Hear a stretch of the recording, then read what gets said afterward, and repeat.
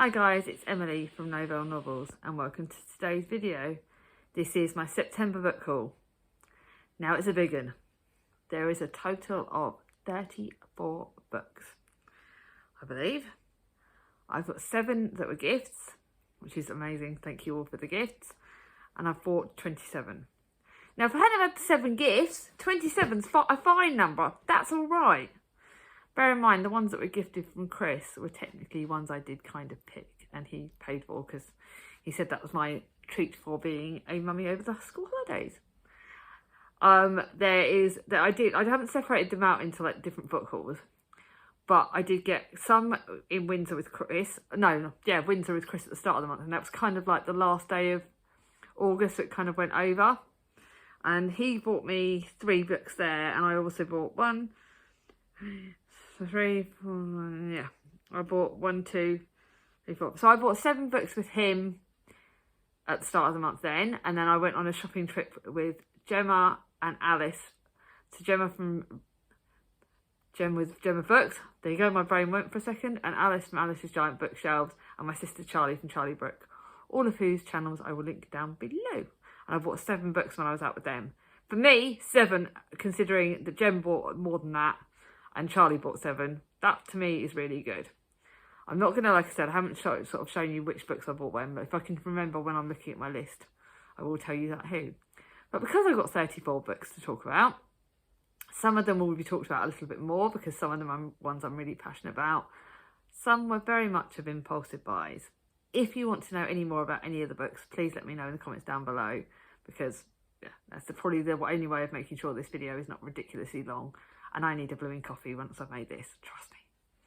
So the first book I'm going to show you is one that my lovely boss from Baz Books bought me and got me, and that's Cupcakes at Carringtons by Alexandra Brown. She said, we were talking about food and cupcakes, and I've been having a lot of flares recently, and I was having a flare that day. She wanted to give me this book as a gift to make me smile because it's about cupcakes. And this is about a lady who loves her job. She runs a luxury handbag concessions at Carrington's department store, but then and treating herself to a few cupcakes, obviously luxury ones, at the Carrington's cafe. But Georgie is thrown into disarray when Carrington's is plunged into a recession-busting makeover, cueing the arrival of Femme Patel, Maxine, who wields the axe on immaculately manicured hands. Don't want to know any more than that, but that was a sweet present from Annalisa, so thank you, darling. I'm going to try it. The next ones are the ones that Chris got me. So this one was a bit of a cover buy purely because, look, you know I've got a thing about sprayed edges. It was tickled in pink, so it's by AnneMarie Kennedy. So only the truth will set her free. After her wedding is cancelled hours before she is due to walk down the aisle, Rachel is newly single and must move in back with her mother. But their relationship is far from perfect, and the family home is full of secrets. Yeah. Apparently this has got like charity money, so that hopefully this will be good. I don't know much about it, but it looked really nice, so I thought, sod it, I need to. And then this is one that has been on my thingies. I've thought about it for ages. It won the Mamba Boy Prize in 2008, and this was a bit of an impulse buy because I swear people have talked about this. I think Gems has talked about it, and I don't know much about it. It's Meet Bahram Halwai, the White Tiger, servant, philosopher, entrepreneur and murderer. Won the Man Booker Prize. I'm hoping I like it. I'm trying to get my pile so I don't lose track of when I'm putting them away, because that's another big job. Then I saw a Maureen Lee book, and it's one of the only ones I've not got or read. You know I love Maureen Lee's historical fiction. This is set in 1925, so that's another one of her areas. She does tend to write the books set in Liverpool, and this was set in Liverpool. Molly and AnneMarie escaped from their home in Ireland in February 1925. Ever since their mothers died, their girls have suffered shocking abuse at the hands of their doctor father. So Molly is taking her younger sister to Liverpool, where they will board a boat to New York in a new life. But the smallest, cruelest twist of fate intervenes, and Molly and AnneMarie are separated. Oh my God, that's going to kill me. It could potentially kill me, but it's Maureen Lee, and I love her books. I'll go there. Just to give you a heads up, I've got a lot less. If we don't count the gifts, I've got 1, 2, 3, 4, 5, 7, 8, 9, 10, 11, 12, 13, 14. Actually, I will count the gifts. 14, 15. 15 of these are historical fiction. That's not bad. I think they've only got about 4 or 5 contemporaries. I've got a lot of YAs this month, which, considering I wasn't doing a YA binge, what the hell's happened? I've got like one that I don't... The White Tiger, I think, is historical fiction. I'll add up my contemporaries in a bit, but I know that the majority of books I've bought this month were, and I've got, are historical fiction, because that's really where my jam is at the moment. Then I received a couple of lovely books right at the last minute on my books that I count for this month, because I've already kind of got 2 books from Jack that are going on next month, because otherwise my unread TBR is never going to go down again. This month's been a bit insane. Charlie, the lovely Charlie Heathcote, he's one of my booktube best friends, and he doesn't do soppy, but I literally love him. And I have been asking for Heidi Swain books. This is one of the only ones that I've not bought and read. It's part of a series. I am reading it because it's right at the early part of this series that is reading, and I've not read this one yet, so I'm going to be reading this and one other definitely winter book that she's written, and that is Christmas Has Arrived at the Town of Wimbridge. And this one was about Ruby and a new park's in set up. It's in Wimbridge. I know I love all the Wimbridge books. I've just literally read one. I may end up reading this before in November, because I might have to, because otherwise I might actually have to read this in November, because I think realistically my December Christmas TBR is going insane. So I might read this a month early, but go on, I can cheat. I can make Christmas come early, can't I? So yeah, but I love that. Then he has given me a whole proper copy. Obviously I've got my proof copy that I read for, that's got mistakes in it, but he got me my own brand new copy of his published book, Royally Doris. I'm going to be doing a read along with Charlie on my sister Charlie about the Doris books. Shall we make it like a proper read along, or should we just do it as a buddy read, me and Charlie? But I would tell you all to buy his books. This is his last in the series. I'm not going to go, because he's obviously personal. I'm not going to show you exactly the comic that he put, but it's a signed up edition, and he's thanking me for his support. It was a brilliant gift. It's one that's made me smile. Charlie is 1 in a million. You cannot not adore the guy. He's brilliant. So pick up all his books. You've got to start with Our Doris. Read the rest of them. They're not too expensive. Go directly to his channel and buy them from him that way, because otherwise if you buy it on Amazon, he doesn't get very many pennies. So go directly and buy them from him, because he's brilliant, and yeah, I'll always support my friend, so go get that. Then lastly, one of my sister's friends' mums, Pat, gave me this one. This is The Fern Britain, The Good Servant, and it's about the Queen, I believe. So it's set in, no, it's the Queen's nanny, Marion Crawford. So we've already heard a lot about her. It's set in 1932 and 1936. The first one's in Scotland, the second one's in Windsor Castle. See everything that's happened with the Queen dying this month. Yeah, it's brilliant. I can't wait to get to it. It's a beautiful copy. It's the new Fern Britain book. The only thing is it is frigging chunky as, so yeah, I'm going to try and get to that. Now for the books that I bought. And this is better condense this slightly, because it's already on 8 minutes and I haven't shown you the books I bought. So the first one was a Danny inspired book, because Danny from Danny's Book World bought this ages ago and I wanted it. It's about Cecily Neville. I know about her. She's just before the Tudor era, I believe. So it's set in 1431, and it's a dangerous time for women. I bought this full price, and I never buy books full price, but I bought this full price in Waterstones because, well, Gemma and that lot made me buy it. I'm blaming Jem for this, and Danny. But yeah, and this is about Cecily Neville, who's married to the York's Duke. And England have been fighting in France. It's gorgeous. It's rebellion. You're born high, but to marry a traitor son, you will bear him 12 children, carry his cause, and bury his past. You play the game against enemies who wish you ashes. Slowly you rise. You are Cecily. But when the king who governs you proves unfit, and then the board sets. Look at that. How gorgeous it is. I'm not gonna pull it apart too much because it is beautiful, but it's a gorgeous, gorgeous book, and I can't wait to read it. Actually, I can put that's my pile, because that's the pile that goes half up my stairs. I am organised, really I am. Now, the next book, again, is Gemma inspired. You all love Gem. You've got to go and check out her channel. Her channel's growing really well, and she's bloody amazing. She's raved about this book. It's one of her favourites of the year. The Poison Bible. She has literally just read it and raved about it. It's historical fiction set in 1959. I don't know, it's about family saga, I believe, and it's set over family undoings. I don't want to know too much about it. It's set over 3 decades in the post-colonial Africa. It looks so good. Jem loved it. So if she loved it, I'm going to love it. But yeah, that's down to a Gemma buy.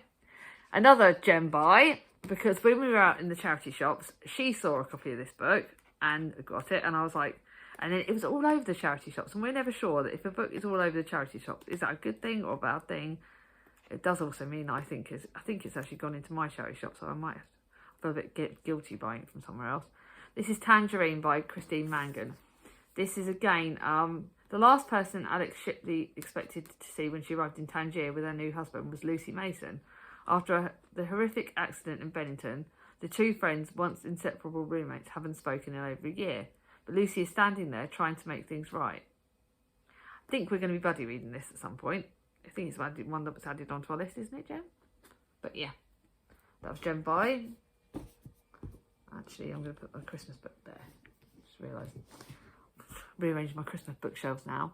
Another one that was Jem inspired. We bought. I think got this in Oxfam, and again, Jem spoke about it a lot. Black Mamba Boy by Nadia Mohammed. Jem loved it. It was set in Aden in 1935, a city vibrant and alive and full of hidden dangers. Home to Jammer, a 10-year-old market boy, a street child scavenging with his friends in dusty roads. Then his mother dies unexpectedly, leaving Jammer only an amulet stuffed with 100 rupees. War is on the horizon, and the fascist Italian forces who control parts of East Africa are preparing to battle. Yet Jammer cannot rest until he discovers whether his father, who has been absent from his life since a baby, is alive somewhere. Looks really good. Can't wait to buy that. Can't wait to read that. Now, you know I'm collecting the Seven Sisters books because, obviously, that's one of the few series I'm reading next year. I'm not going to I think I've got 5 series potentially for next year. And this is the one that I needed. I now only need the Moon Sister. And this is about Star de la Pease, and she's at the crossroads. Her father left each of his 6 daughters clues to their true heritage. But Star, the most enigmatic of the sisters, is hesitant to step out of the safety of a close relationship, she says, with her sister Cece. When she decides to follow the first clue, it leads her to an antiquarian bookshop in London and start a whole new world. Cannot wait for that. Doesn't need to be said any more than that. You know I love that. Then I bought the 3rd in the Chocolate Girls series, and I've already read the first, but I needed the 2nd. This was in my charity shop, so I bought it. It's a continuing one, so I'm going to be reading that soon. I think I'm going to start this in next year because I can read that one and then the last one. And this one's set in 1962 and about a pretty 17-year-old Greta finds life at home hard. She has no father and loathes her mother's latest boyfriend. She's happiest at work with her friends in the Cadbury factory, where she's popular with the boys. But when missing vixen of a sister, Marlene, turns up during the worst winter for decades, Greta decides she has to get away, and the only escape route is marriage. Looks really good. Then another one they made me buy. It was in one of the charity shops that we got it for only £1. I bought one Andrea Levy book last month, and then I remember from Gemma from who was previously Read a Book Gem, she told me she loved this book. So when I saw this one, I was like, gotta get it. I don't know. This is a special edition, I believe, and that's a gift. So, part of World Book Night. I don't know any more about this. It's a World Book Night. Oh my goodness. Look. It's really weird. This World Book Night edition was originally given who collected it from the library. So it's got a unique identification number. It's a World Book Night one, 2012. It's really weird. It's really, don't know much about it, but I know it's Andrea Levy, so I'm going to love it. Then one of my latest purchases was a Caroline Scott book. I swear she's got a new release that I read through Tandem. But this is set in World War One. I'm going to be doing a World War One and World War Two video at the end in November about books, recommending books for the World War One and World War Two. And this does look really good, so I wanted it. I need to know more about World War One. I know a lot about World War Two because I'm doing it in honour of Armistice Day. And this is set in 1918, and a soldier is arrested in the Durham Cathedral in the last week of the World War One, but he has no memory of who he is or how he came to be there. Looks really good. Then I loved The Help by Catherine Hughes, so I wanted this. There was quite a few editions of it. This is actually a historical fiction set in World War II, actually, which I didn't know. I thought it was a classic. And discover the novel that's broken 1,000 hearts. Tina Craig works for all the hours she can and volunteers in a charity shop to avoid an unhappy home. I don't have an unhappy home. Going through the pockets of a second-hand suit, she comes across an old letter. The envelope is firmly sealed and unfranked. Tina opens it and reads it, a decision that will alter the course of her life forever. Don't need to know any more than that. Looks really good. Like I said, I loved it. And this one, I thought all of Karen Swann's books were contemporaries, and this one was on my Amazon wishlist. So when I saw it in my charity shop for £1, it was brilliant. But it's actually historical fiction, and I think it's set in World War II from what I've read.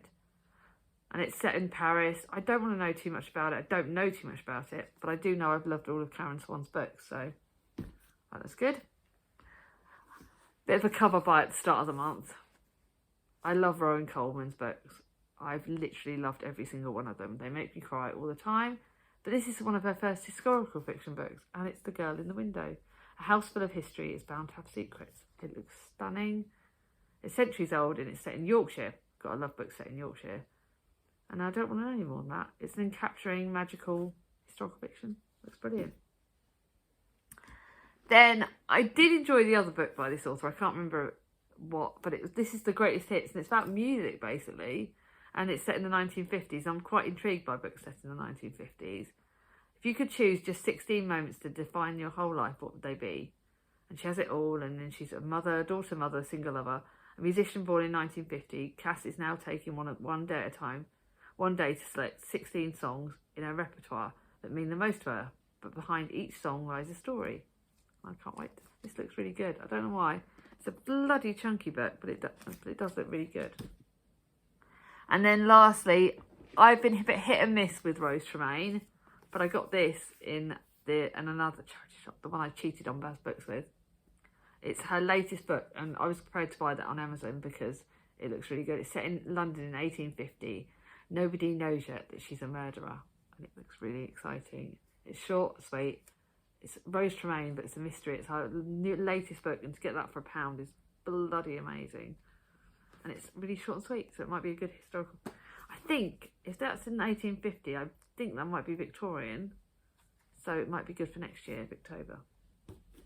Now for my YA. Like I said, I kind of went a bit YA binge. A book that I bought deliberately for the winter. Again, look at it. It's sprayed edges. My true love gave to me. It's 12 winter romances. They're YA short stories. It's Holly Black, Ali Carter. I think I liked Ali Carter's book. I've not read a Holly Black one. The Girl Foreman, I believed I've liked. Jenny Han, I've got one of her books and I have liked them. Rainbow Rowell, liked her. Laini Taylor, not tried yet. But it looks gorgeous. It's a winter book. Got to have it. No question. Then this next book is the one that I don't ever pre-order. I very rarely ever pre-order. And I've just realised I've got a few other books that I've got to tell you about. I'll do that at the end. Don't forget these books. I very rarely ever pre-order because I just don't. Because I don't plan to read them straight away. So what's the point of pre-ordering? But I love Bridget Kevin's book. She's one of my all-time favourite authors. This is the second in the Defy the Night series, which I bloody loved. It's a new series, not connected to the Curse Breakers. And it's about Tessa Cade, who is, I can't tell you too much because it's the second in the series, but she's gone from Master Outlaw to Palace Advisor. And then you've got the King and the Prince in Kandula, and it's exciting. I'm reading it in November. Bloody love it. Can't wait to read it. Literally screamed when I got it. And then a YA book, but again, look, it's not sprayed edges all the way through. It's just that bit there.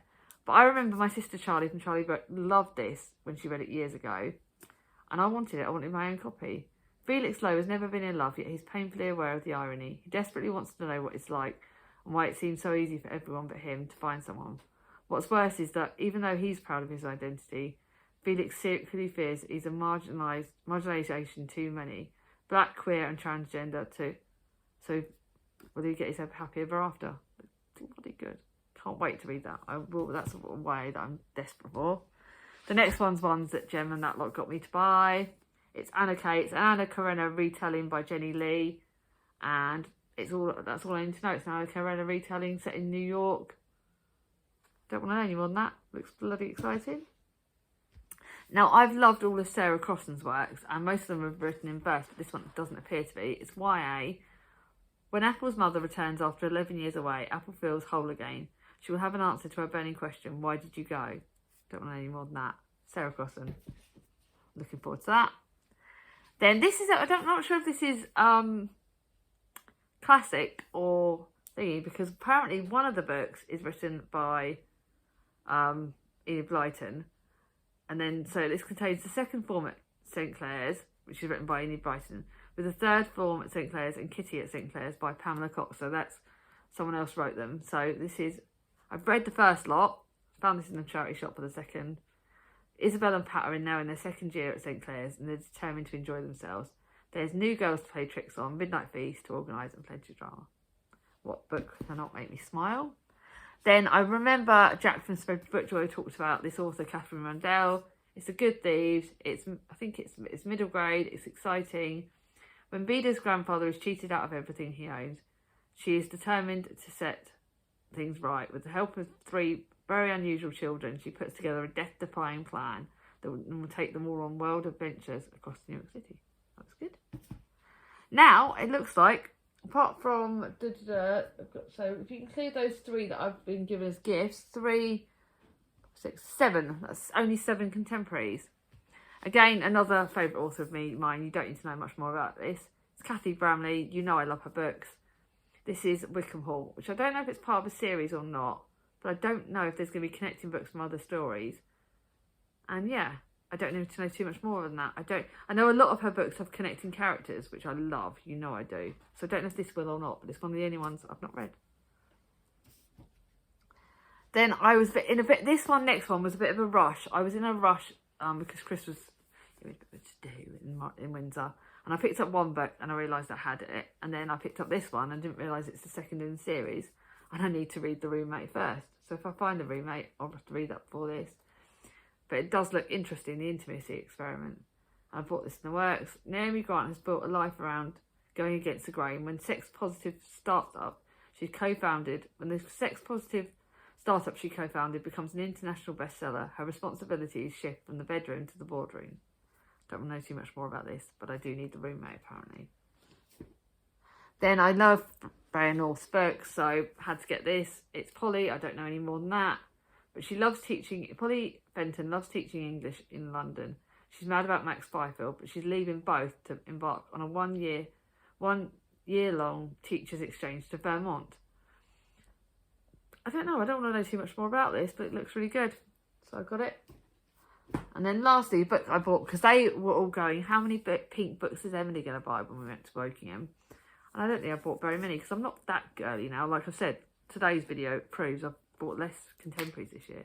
But this is Jane Fallon's newest book. It's got good reviews everywhere. You can fake anything online. When happily divorced Joni is reluctantly talked into joining a dating app, she is surprised to quickly hit it off with Ant. Phone calls and texts evolve, and there's a plan to meet up, which is a problem as Joni's profile picture is someone else. Looks really good. It looks like a fun one. Looks like one I need to cheer me up. Now I've got one more classic and 2 non-fictions. Dombey and Son. Like I said earlier, I'm going to be doing a Charles Dickens project next year. This is one of the only ones I don't have. It's the edition that I like, so it will be part of my big chunky video. Typical Dickens, it's over 800 pages long. I hope I've given myself 2 months to read this. Everyone's raved about Dombey and Son. Alice raved about it, and Alice has got a beautiful copy of it. It's one of the only ones I don't own, so to own it in my favourite edition is perfect. But even though I believe Dombey and Son has got Dombey and Son in it, the lead character is actually Dombey's daughter. So that is going to be what's intriguing, and I cannot wait to read that. Then I bought this one in Windsor. It's Lost and Found. It's about Battersea Cats and Dogs Home. I want to buy more dogs about cats. I want to buy more books about cats and dogs and like things like that. So I want to buy more books like that. So this one, why I bought that one. And then lastly, The 6 Wives of Henry VIII. Obviously had to get that. It's her non-fiction book because obviously I'm reading the Tudor Queens fiction series. This is getting saved till after I've read the series because literally, well, yeah, I need to read it. and I want to read it then. So I'm going to read it after the series, compare the non-fiction to her fictional-based work. And see what I think. So that's it. I've got too many books. I'm hoping I'll buy less in October. Although I think, yeah. Actually, no, my shopping trip with Gemma from Read a Book Gem is on the 28th of October. So that's after filming October's videos. So that's going to be on November. So October's haul will be a lot less because I've not got any planned trips. Me and Chris might go shopping. I might try and get him to take me to Windsor. But I'll see if I can convince him. Drop comments down below and tell Chris he's got to take me to Windsor. But other than that, I'm just going to be in local charity shops. I don't really have many new releases I need to buy, so I'm going to be good in October. My aim is October and November to try and be good because obviously December I might get more books for Christmas. So I'll have to see. I'll see how we do. I have unhauled 3 books, so that does help slightly, hopefully. Anyway, are any of these books you want to buddy read with me? Are any that you think I should prioritise? Let me know down below. If you like this video, give it a thumbs up. If you're new to my channel and not subscribed yet, ring on my ding-a-ling. And I'll see you all soon. Bye-bye.